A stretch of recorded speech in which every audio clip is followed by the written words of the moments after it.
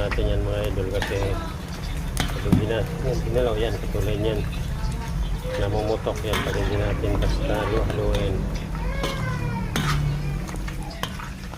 Yan yung ating chicharon na ribosado.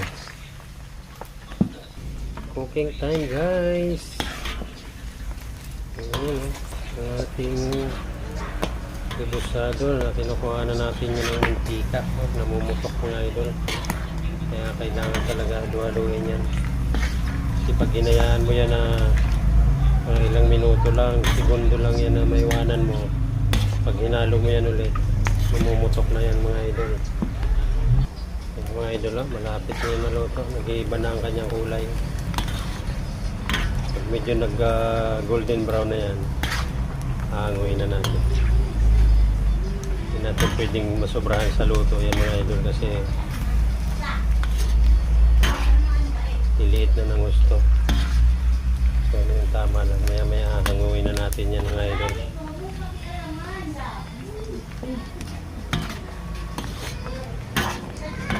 So yan mga idol, luto na to.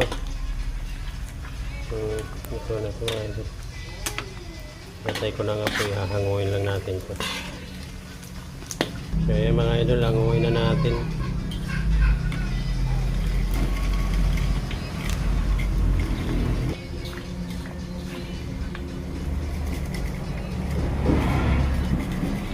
Natin lalagay mga idol para makatulo ng maayos yung mantika niya.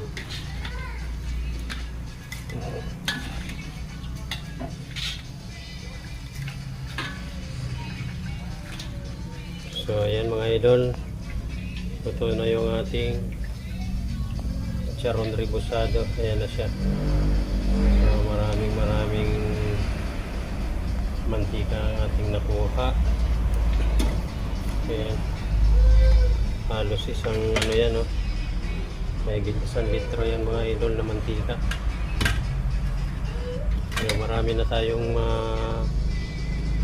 ano yan, piprito na mga silog. Dito na rin natin mga idol piniprito yung mga silog na order katulad ng chicken, pork chop. Nga lang pag may Muslim mga idol, binubukodan natin yun ng mantika.